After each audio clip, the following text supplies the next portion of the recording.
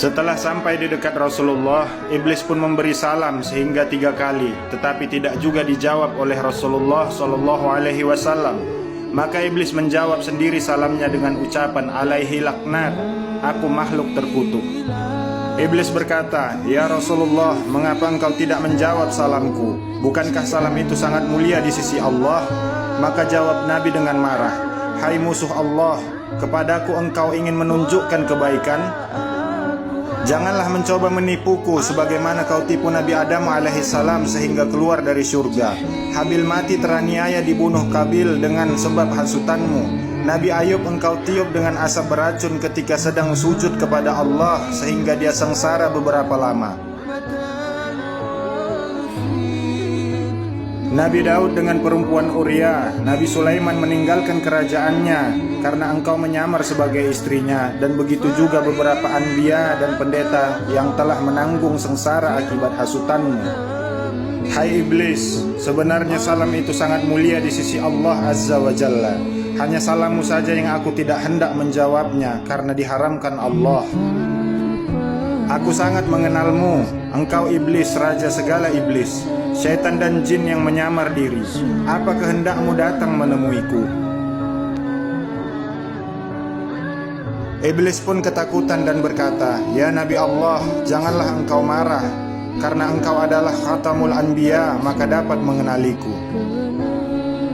Kedatanganku karena diperintah Allah untuk memberitahu segala tipu dayaku terhadap umatmu dari zaman Nabi Adam hingga akhir zaman. Ya Nabi Allah, setiap apa yang engkau tanya, aku bersedia menerangkan satu persatu dengan sebenarnya. Tiadalah aku berani menyembunyikannya.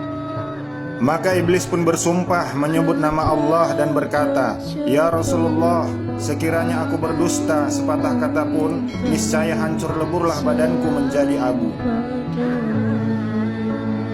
Mendengar sumpah iblis itu, Nabi pun tersenyum dan berkata dalam hatinya, inilah satu peluangku untuk mensiasati segala perbuatannya, agar didengar oleh sekalian sahabat yang ada di majelis ini dan menjadi perisai kepada seluruh umatku. Rasulullah bertanya, hai iblis, siapakah sebesar-besar musuhmu dan bagaimana aku terhadapmu? Jawab iblis, ya Nabi Allah, engkaulah musuhku yang paling besar di antara segala musuhku di muka bumi ini. Maka Nabi pun memandang wajah iblis dan iblis pun menggeletar karena ketakutan.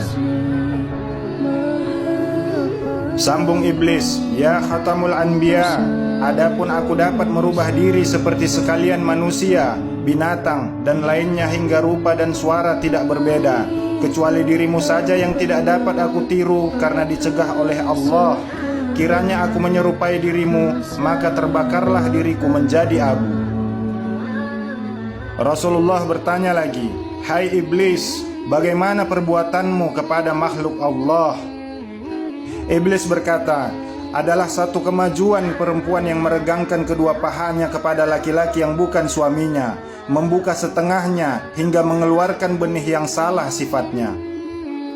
Aku goda semua manusia supaya meninggalkan sholat, berbuat durhaka, dan aku lalaikan mereka dengan harta benda emas, perak, permata, rumahnya, tanahnya, ladangnya, supaya hasilnya dibelanjakan ke jalan yang haram. Demikian juga ketika pesta yang bercampur antara lelaki dan perempuan. Di sana aku lepaskan sebesar-besar godaan supaya hilang peraturan dan meminum arak. Apabila terminum arak itu, maka hilanglah akal, fikiran dan malunya. Lalu aku ulurkan tali cinta antar keduanya dan terbukalah beberapa pintu maksiat yang besar. Aku bisikkan perasaan hasad, dengki hingga kepada pekerjaan jinah.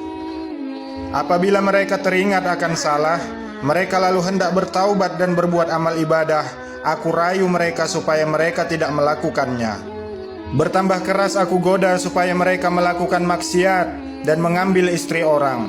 Bila kena goda hatinya, datanglah rasa ria, takabur, megah, sombong, dan melengahkan amalnya. Bila pada lidahnya, mereka akan gemar berdusta, mencela, dan mengumpat. Demikian aku goda mereka setiap saat. Rasulullah bertanya lagi, hai iblis, Mengapa engkau bersusah payah melakukan pekerjaan yang tidak mendatangkan faedah, bahkan menambah laknat yang besar serta siksa yang besar di neraka yang paling bawah?